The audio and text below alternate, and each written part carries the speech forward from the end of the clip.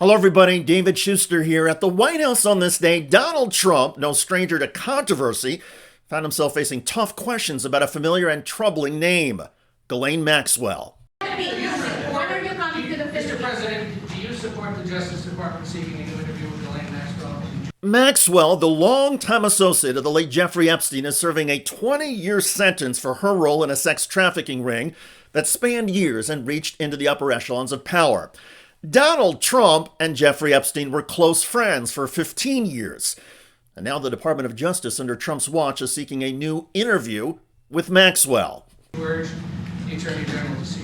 I don't know anything about it. They're going to what? Meet her? Your Deputy Attorney General has reached out to Ghislaine Maxwell's attorney asking for a new interview. Yeah, I don't know about it. But Trump claims to have no knowledge of the outreach, an initiative reportedly led by his Deputy Attorney General, Todd Blanche. That's the same Todd Blanche who once served as Donald Trump's personal attorney. I don't know about it, but I think it's something that sounds appropriate to do, yeah. Appropriate? That's not what ethics experts are saying, and the concern, of course, is a conflict of interest. Can a former personal attorney for Donald Trump, now in a position of federal power at the Justice Department, be trusted to handle a politically explosive case with impartiality? Do you have any concern that your Deputy Attorney General, as your former attorney, would be conducting the interview, given... No, I have no concern. He's a very talented person. He's very smart. I didn't know that they were going to do it. I don't really follow that too much. It's sort of a witch hunt. When cornered, President Trump did what he often does: deflect, distract, and redirect. This time, he turned his fire hose towards former President Obama. The witch hunt that you should be talking about is they caught President Obama absolutely cold, Tulsi Gabbard. What they did to this country in 2016, starting in 2016, but going up to 2020 in the election. They tried to rig the election, and they got caught. And there should be very severe consequences for that. Trump was referring to a wild claim made by his National Security Director, Tulsi Gabbard. Gabbard says Barack Obama may have committed treason by publicly suppressing information about Russia's 2016 election meddling. What information? That Russia did not hack voting machines and election tabulation systems. Never mind that Obama said Russia did not hack the vote and told the American people the 2016 results were clean and could be trusted. I can assure the public that there was not the kind of tampering with the voting process that was of concern and will continue to be of concern going forward, that the votes that were cast were counted. They were counted appropriately. We have not seen evidence of machines being tampered with. So that assurance I can provide. By arguing that Russian interference to help Trump was a complete hoax, as Donald Trump has insisted, Tulsi Gabbard is going against a bipartisan unanimous Senate intelligence panel that concluded Russia tried to meddle in the 2016 election. Gabbard's efforts to rewrite history, inflame MAGA against Obama, and distract from the Epstein investigation have been widely condemned by lawmakers in both parties. And the facts remain. The Department of Justice is reaching out to a convicted felon, Ghislaine Maxwell, a woman central to one of the darkest sex trafficking scandals in recent history. And the man leading that outreach is a longtime ally of Donald Trump himself. Even right-wing conspiracy theorist Alex Jones, a longtime supporter of Donald Trump, at least previously, is now accusing Trump of engaging in a plot to silence Ghislaine Maxwell. And the things they're doing, I mean, my Lord, sending the deputy AG to meet with Maxwell as soon as the Democrats were trying to talk to her and trying to cut it off at the pass before she testifies to Congress. I mean, they got a name for that. Why not just point out she's a convicted human trafficker and you can't believe a damn thing she says? I mean, seriously, you can't ever. She's tainted.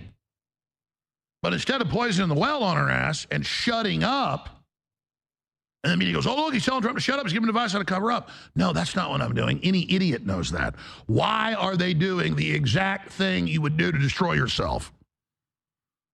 Trump is smart. This is unprecedented. The idiot Cuban will go, it'll make the Democrats release the list. Trump can release it all. He's in charge, you morons.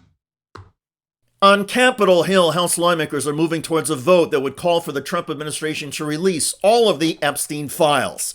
Trump keeps blasting Republican Thomas Massie for supporting the Democratic-led effort, and Massie is hitting back at Trump. President's consultants have spent $1.8 million against me, and I got a new tweet last night, or a Truth Social last night, and clearly that was because I've done this Epstein file.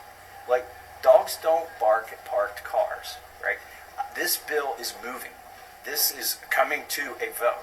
We've got enough Republican co-sponsors of the bill, twice as many as we need right now, such that when they sign it, and every Democrat signs this, we're going to force a vote on it. It's not going away. The Epstein story is not going away, and for good reason. Donald Trump's surrogates, including Pam Bondi at the Justice Department and Kash Patel at the FBI, spent years hyping the Epstein files and the alleged ties to Democrats. But now, Donald Trump wants it all tamped down, because Trump knows, and Ghislaine Maxwell knows, and MAGA world now seems to know that Donald Trump is in those files. Amidst all of this, the ironies keep getting more intense, though lost on Donald Trump. He says it's a witch hunt, which is remarkable when you consider that no man has ever hunted witches more relentlessly than Donald Trump. The same Donald Trump was now howling that he is the witch's prey. Well, like that old saying, what goes around comes around. And Donald Trump is clearly trying to feign ignorance to hide that the sordid and shameful details in the Epstein files are drawing closer to him.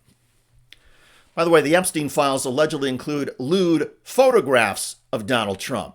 At one point, after Trump had been elected, I was sitting talking to Epstein, and he said, "Wait a minute, I got to show you something." And then he went into his safe, and he came out with